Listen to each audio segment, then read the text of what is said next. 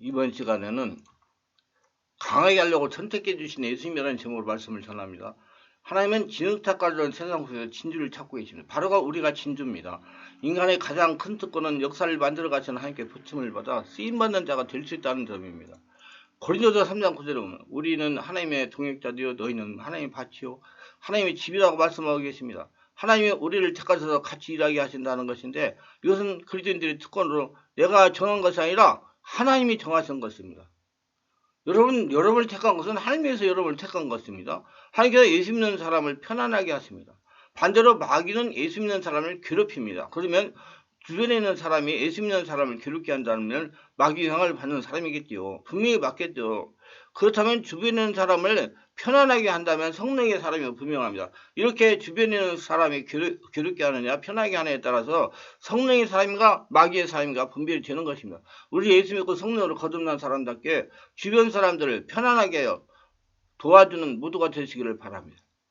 그리고 특별히 약한 자, 병든 자, 고통당하는 자를 도와서 치료해서 정상적인 삶을 살아가게 하는 자가 되시기 바랍니다. 그런 사람 하나님께서 굉장히 기뻐하십니다. 하나님은 이런 성령으로 충만하여 평안의 전을 전이시키는 사람을 군사로 택하십니다. 그렇다면 하나님은 어떤 사람을 역사를 이끌어가는 일꾼으로 쓰실까요? 구약의 대표인 모세는 출애굽기 40장 10절 입이 뻣뻣하고 쇠가 둔한 자라고 말씀하고 있습니다. 하나님도 이 부분을 인정하셔서 형인 아론을 붙여주셨습니다. 하나님은 말 잘하는 이 아론을 택하지 않으시고 복잡하게 일하지 않으셨습니다. 탈무드는 랍비들이 성경 해석서로 성경 없는 것을 설명하고 있으므로 어디까지나 진짜인지 알 수가 없지만, 그러나 탈무드는 모세가 말더듬이가 된 이유를 다음같이 설명하고 있습니다. 모세가 바로 궁에 살고 있을 때 하루는 바로의 왕관을 써보았습니다. 당시 왕 외에 다른 사람이 왕관을 쓰는 것은 반역행위를 의미했으며, 이에 대해 바로는 모세가 의도적으로 썼다면 징계하고 무의식적으로 썼다면 용서하기로 결심을 하고 모세의 의도를 살펴보기로 했습니다. 바로는 모세 앞에 숯불과 황금 중에 무엇을 택하는지 살펴보아 황금을 택하면 의식이 있는 것으로 징벌하고 숯불을 택하면 아직 왕권에 대한 의식이 없는 어린아이이므로 용서해주기로 결정했습니다. 이때 모세는 숯불을 택하여 죽음을 면하고 나이가 먹도록 바로 궁에서 살게 된 것입니다. 이런 내용을 미뤄볼 때 자신의 강한 의지를 표현하거나 간절한 소명을 나타낼 때 단호하게 말하는 태도나 행동이 커다란 파장을 가져올 수도 있음을 잘 볼 수가 있습니다. 모세는 행동을 함에 있어서 굉장히 적극적인 사람이었습니다. 애굽 사람들이 싸우는 것을 보았을 때도 그랬고 하나님 앞에도 마찬가지입니다. 나도 지금 살인자 입장도 도망을 다니는 터지에 누구를 이끌게 되는 식으로 몇 번이나 거절하는 것을 볼 수 있습니다. 여러 가지 핑계를 내서 자신의 주장을 굽히지 않지만 역사를 주관하시는 분은 하나님이시기 때문에 결국 형인 아론까지 동원시켜서 하나님의 뜻대로 일을 이루어가시게 된 것입니다. 하나님께서는 같이 일을 해나가는데 걸림돌이 될 만한 요소들이 있다면 오랜 시간의 고통과 연단을 통해서 고쳐가시면서 또는 약점이다 싶은 점이 있다면 보완해 가시면서 사용하신 분이 하나이십니다. 길이 참으시는 분이십니다. 구약의 40명의 대표적인 왕인 다윗은 용모와 신장이 뛰어나서 일을 못했습니다. 이세의 아들 가운데 왕이 될 사람을 선별하여 기름을 붓고자 할 때 아버지 이세가 다윗을 부리지 않은 것을 보아가지고 다윗의 용모와 신장이 형제들에 비해 출중하지 않았음을 예상할 수가 있습니다. 사무엘상 16장 7절에 보면 여호와께서 사무엘에게 이르시되 그 용모와 신장을 보지 말라. 내가 이미 그를 버렸노라. 나의 보는 것은 사람과 같지 아니하니 사람은 외모를 보거니와 나 여호와는 중심을 보느냐고 말씀하고 계십니다. 고린도후서 10장 10절에 바울의 설교에 대한 성도들의 평가가 나오는데, 그것은 저희 말에 그 편지들은 중하고 힘이 있으나 그 몸으로 대할 때는 약하고 말이 시원치 아니하다 하였습니다. 전생이 전하는 사도 바울의 외모는 당구했고 대머리요 일자 눈썹을 가지고 있으며 꼭 원숭이 같이 생겼다고 합니다. 자신이 말을 못한다는 사실을 사도 바울이 인정하면서 고린도서 11장 6절 자신이 말에는 조라다고 밝히고 있습니다.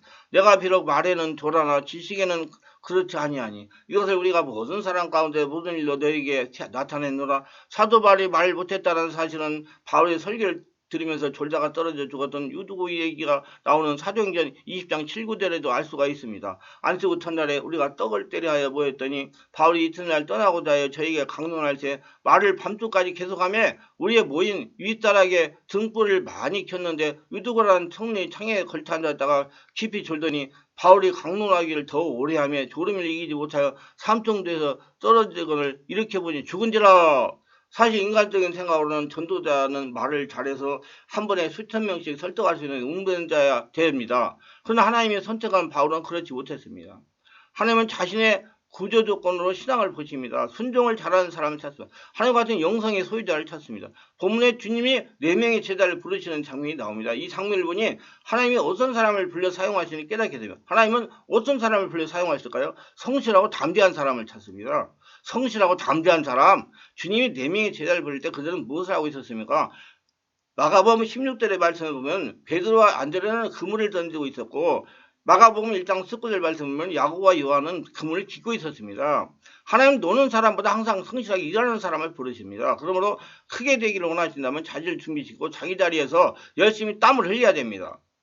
하나님은 일하지 않는 사람 먹지도 말라고 그랬어요. 하나님은 현대일을 충실한 사람을 불러서 사용하십니다. 그래서 하나님은 제자마다 한 명씩 우리가 너희를 함께 있을 때에도 너희에게 명하를 누구든지 일하기 싫어하거든 먹지도 말게 하라 했더니, 이 말씀은 일하지 않는 사람은 굶어 죽으라는 말 같습니다. 그리고 베드로와 같이 담대한 사람을 부르시고 훈련하여 사용합니다. 담대한 사람은 어떤 사람인가? 하나님 말씀하시면 목숨까지 아끼지도 않고 순종하는 사람이 담대한 사람이다. 제가 군대에서 생활할 때부터 지금까지 자유명처럼 얘기는 말이 있어. 이분이 알릴 때 윗사람이 안 볼 때 더 잘하자. 오늘 주어진 자리에 충실하면 내일은 더 많은 것을 주어진다. 그렇습니다. 오늘 성실한 땀은 내일의 수고로 귀걸이 된다. 지금 작은 일에 충성하지 못하면 큰 일에서도 결코 충실하지 못합니다.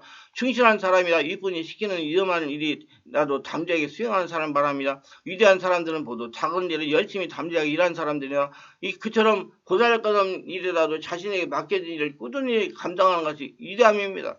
1950년대 서울의 한 교회에 30년 동안 교회에 종을 쳤던 한 집사님이 계셨습니다.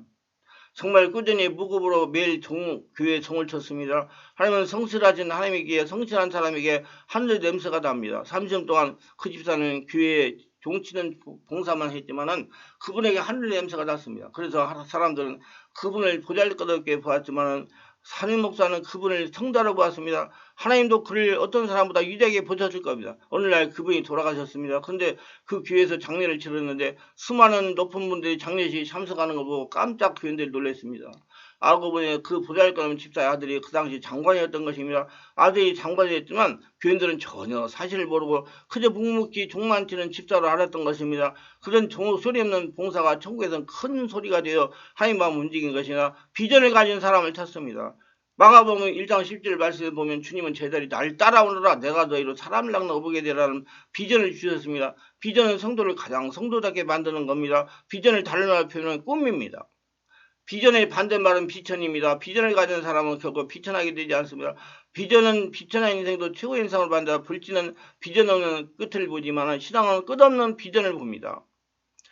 중요한 것은 현재 위치와 신분이 아니라 비천입니다. 본문에서 예수님에게 부름받은 4명의 모두 다 보잘것없는 시골 어부들이었습니다. 주님은 예루살렘에 살던 수많은 지식과 높은 사람들을 부르지 않고 갈릴리 어촌에 살던 그들을 부르셨습니다. 그처럼 하나님은 능력 있는 사람을 부르지 않고 먼저 부르셔서 능력 있는 사람을 만들어 가십니다.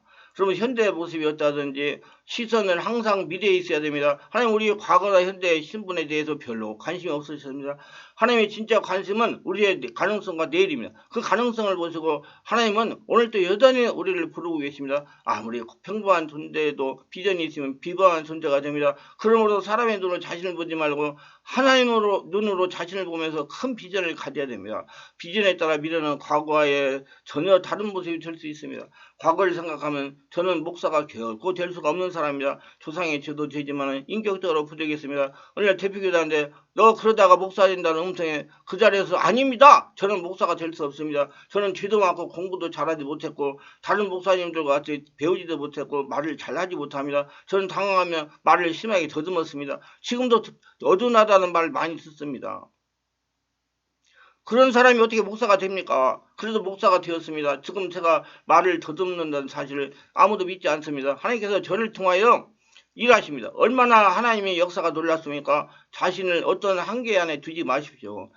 자신을 어느 한계 안에 가둬놓지 말라는 얘기입니다. 우리는 아무것도 아닌 존재이지만은 하나님은 우리를 특별한 목적을 가진 어떤 존재로 보십니다. 여러분 희망을 가지시기를 바랍니다. 이제 하나님을 일 크게 하겠다는 그 비전과 꿈과 사명감을 가지고 나가십시오. 하나님은 천국을 날다가 안전한 창조의 축복을 약속했지 날지 않은 삶의 축복은 약속하지 않았습니다. 이 세상에 의미 없는 사람은 한 사람도 없습니다. 다 주님이 부르셨고 지금도 부르고 치고 계십니다. 이제 비전을 새롭게 하십시오. 비전은 고난 중에도 낙심하지 않게 만듭니다. 비전은 선한 일을 하게 하고 생명력이 넘치게 합니다. 그리고 비전은 전염이 됩니다. 미국의 유진 랜드라는 자수성가한 백만장자가 있습니다. 어느 날 그가 힐링가에 있는 한 초등학교를 방문하게 되었습니다. 그리고 학교 관계자로부터 6학년 학생 중에 극소수만 중학교에 지나간다는 얘기를 들었습니다. 그때 그는 자신의 삶을 성공으로 이끌었던 비전을 학생들에게 주고 싶었습니다. 그래서 학생들에게 말했어요. 얘들아, 만약에 너희들이 끝까지 학교에 남아 졸업하면 내가 대학교를 교육을 시켜줄게. 그 말에 아이들은 난생 처음 비전을 가졌습니다. 꿈을 가졌습니다. 그리고 자기 앞에서 기다리고 있는 어떤 축복을 기대하자 공부하는 맛과 사는 맛이 생기고 더욱 기뻤습니다. 그는 결국 6학년 학생 중에 90% 학생이 중학교에 진학했으며 비전은 전염됩니다. 비전은 삶에 생동감을 줍니다. 결국 비전은 모든 것을 바꿉니다. 다만 한 가지 주의할 것이 있습니다. 그것은 사명적인 비전과 이기적인 욕심에 현동하지 말아야 된다는 겁니다. 자신의 영달을 위해 비전이 되지 말아야 된다는 겁니다. 하나님의 영광을 위해 비전이 되어야 됩니다. 욕심은 오히려 참된 비전을 망가뜨립니다. 그러므로 비전을 가질 때 그 비전이 정말 하나님 영광을 위한 비전인지 아니면 자신의 생계의 순간과 명예심과 욕심을 위해 야망인지를 성찰해야 됩니다. 그래서 참된 비전을 가져야 어떤 환경에서도 흔들리지 않은 행복한 삶을 살아갈 수가 있습니다. 예를 들어 오늘날 많은 부모들이 자녀 교육의 문제를 내서 이민을 계획합니다. 그러나 자녀 교육에서 환경교육보다 문제보다 더 큰 문제는 부모가 어떤 마음을 가지고 있느냐는 겁니다. 한국에서 새는 바가지 미국에 가서 새고 한국에서 튼튼한 바가지는 미국에 가서 튼튼합니다. 중요한 것은 내면의 바가지를 튼튼하게 해서 부모가 욕심이 아닌 하나의 비전을 따라 사는 모습을 보여줘야 하는 것입니다. 하나님과 관계를 여는 삶을 보여줘야 되는 거다. 보물이 내 손에 충만하게 채워지지 않고 하나님의 영의 통로가 열지 않으면 어디를 가더라도 풀리지 않습니다. 하나님과 영의 통로가 열리면 어디를 가더라도 풀립니다. 창세기랑 이삭을 보세요. 창세기 26장에 우물로 인해 다투는 장면이 나옵니다. 문제는 이삭이 우물을 파는 샘마다 물이 다 나왔습니다. 이삭이 하나님 마음에 합하여 관계가 열리니 사막에서 파는 샘마다 하나님 물이 나오게 하십니다. 부모의 욕심이 있으면 남들은 몰라도 자녀는 부모의 마음속에 어떤 욕심과 이기심이 있는지 다 알고 있습니다. 그래서 부모가 욕심을 따라 살면 자녀도 욕심배가 되지만 부모가 비전을 따라 살면 자녀도 큰 비전을 가지게 됩니다. 결국 자녀 교육에서 가장 중요한 것도 부모가 가진 비전입니다. 그처럼 비전을 가지고 주님 따르는 무수한 축복을 따르게 되면 여러분 다 하찮은 존재가 아니고 하나님 앞에 귀한 존재들입니다. 모두 귀하게 나는 걸 알고 심어가 꿈을 가지고 하나님의 부르심에 순종하여 하나님께 영광의 도구로 쓰임 받으시기를 예수님으로 축원합니다. 이 말씀 유익하지 구독, 좋아요를 부탁합니다. 제가 설교에 동영상을 유튜브를 많은 분들에게 전파하는 데 큰 힘이 됩니다. 감사합니다.